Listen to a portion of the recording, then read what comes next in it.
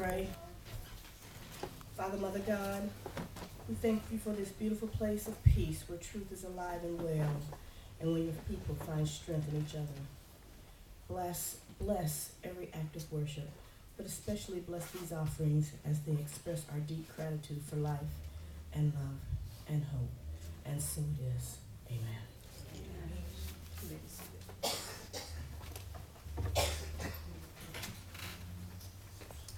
A few minutes, and of course, I'd like to have the last word. Always.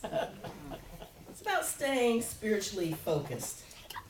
What keeps you from being spiritually focused?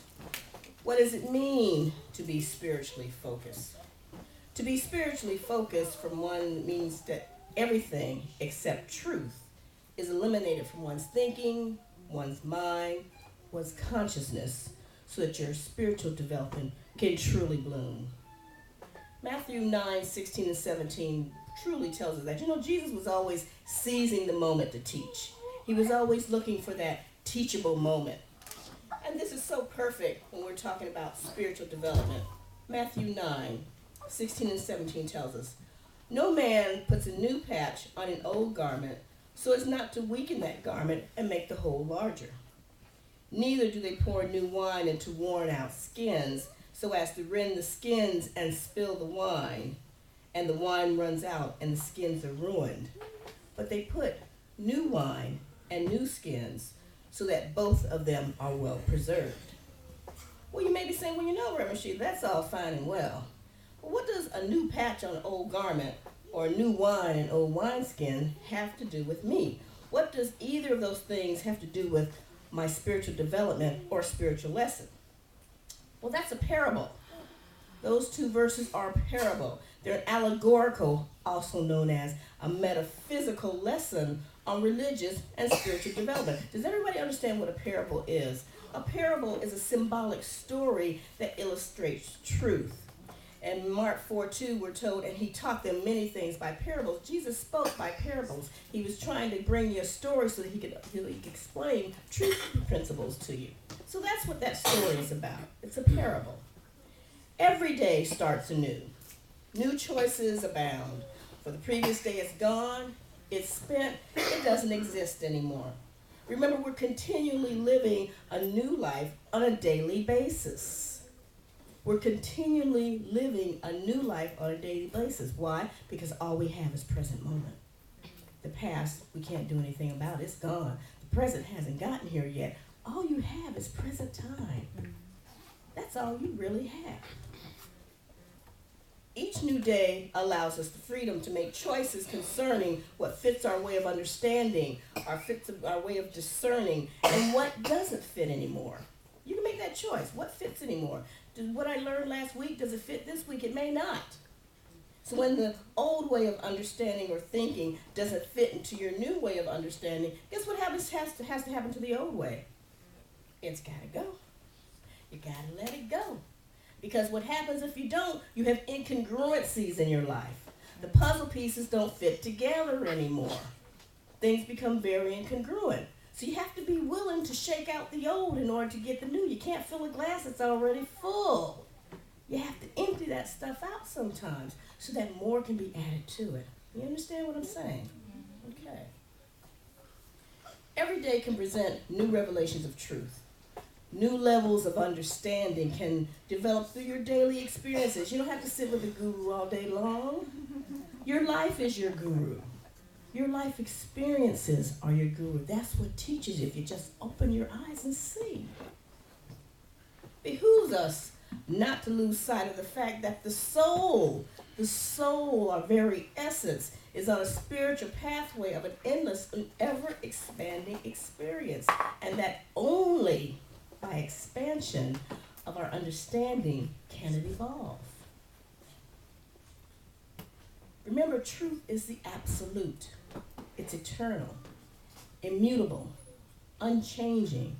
It's that which accords or aligns itself with God as divine principle, divine law, divine mind. M-I-N-D, divine mind. The universe presents numerous opportunities on a daily basis to discover truth, to increase our level of understanding, to decrease our discernment. Looking at things through the third eye and through your intuition, picking things up. Because these things right here will fool you. You can only believe half of what you hear and half of what you see, and probably not even that much. But don't throw out the baby with the bathwater while you're doing all this cleaning out and rethinking stuff. See, when you have a new understanding of a previous concept, you don't automatically discount your previous understanding. You just expand it to the next level. You can use it as a springboard if you need to. Well, that doesn't work for me anymore, but I can springboard off of that into a new level. Okay? A more enlightened understanding does not automatically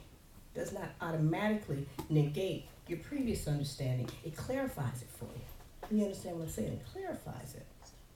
Now, you've heard the saying, when the student is ready, the teacher will appear. I know everybody in here has heard that. Well, when the student is ready, a more advanced level of understanding will occur. See, you're not going to get a college level understanding of truth concepts if you're still in elementary school on the spiritual path. You understand? It doesn't mean that you're less capable than anybody else. You're just at a different level. Because we're all on the same continuum. We're just on different levels. I hear people say, oh, I'm so metaphysical, I'm so advanced, you're so stupid. What are you talking about? We're all on the same continuum. Just at different levels of understanding. But you're not higher than anybody else. Okay? Be open to new revelations. Be willing to look at what you understand in a new light, a different slant, so to speak. Reevaluate what you think you know is truth. That's the key. Being willing to say, you know what? I might need to rethink that. Just for a second or two. You may surprise yourself and find out, ooh. Because things that I've written for a long time, and things I go back and read that I wrote maybe 5 or 6 years ago, I go back and say, wow, that's where I was at now. Then, this is where I am now, and I have a better understanding, a clearer understanding. Even books, something you may have started to read 6 months ago, and you just weren't ready. You're like, what in the world is this? And you put it to the side, and you pick it up today, and you go, oh yeah, man, that's clicking. I understand it. I've got an understanding. That's how this works. That's how it works. Remember that your level of consciousness is directly related to your level of understanding of spiritual matters. As your level of understanding becomes clearer, more fine-tuned, guess what? So does your energy pattern.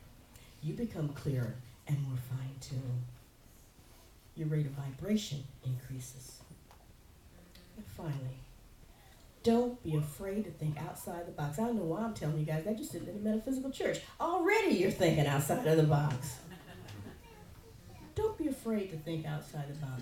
Take what you learn and you add it to your spiritual repertoire, because we've all come from different backgrounds.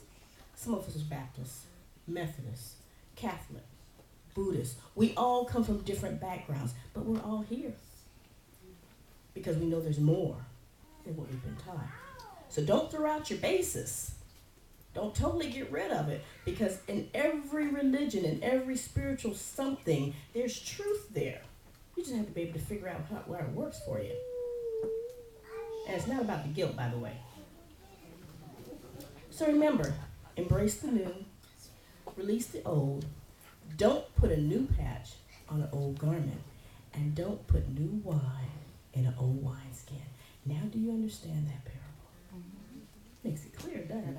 That's some cool stuff, man. This is some cool stuff. God bless you. Have a great week. It's a beautiful day. We are so blessed. We are so blessed. God is good and very good. Every day and every way. We're going to circle up, saying, yes, there's peace on earth, and yes, it begins with me. And we're going to chat.